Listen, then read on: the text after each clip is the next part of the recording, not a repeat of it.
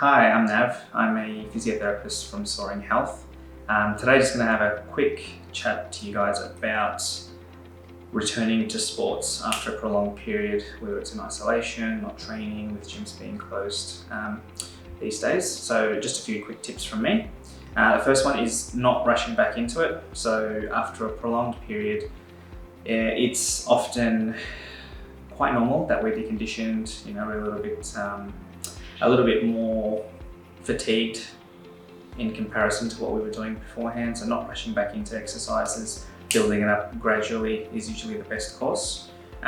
Planning it out and planning a progressive return to sports or activity is always a nice way to address it. So keeping in mind what you were doing before your prolonged rest or isolation, whichever, and then going into a plan which you can write down as well. So writing down a small plan, building it up so that you limit any chance of hurting yourself or potentially causing any other injuries because you've been inactive for quite some time. It's always good to consult if you've got a doctor or an allied health professional. So if you have a regular physio, chiro, if you have a regular, even a friend or personal trainer who you regularly deal with when you're going to the gym or sports, always nice to touch base with them as well. Just going back into things and just getting some tips from them as well, just so that it's targeted to what you're actually aiming for.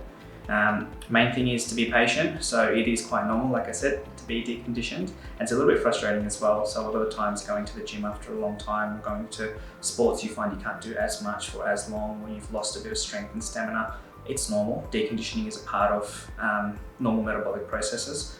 The main thing is just build it back up slowly. So fast gains usually don't last. Building it up nice and slowly is a good way to ensure that those results that you had previously, you're able to attain again, and you are able to maintain that as well in the long term. And always go with exercises that you're familiar with. So I guess my last tip, go with what you know.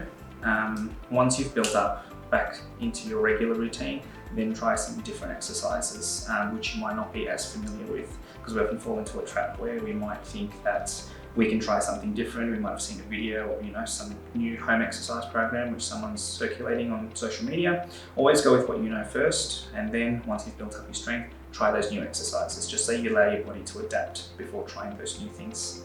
Those are all the tips from me. Thank you.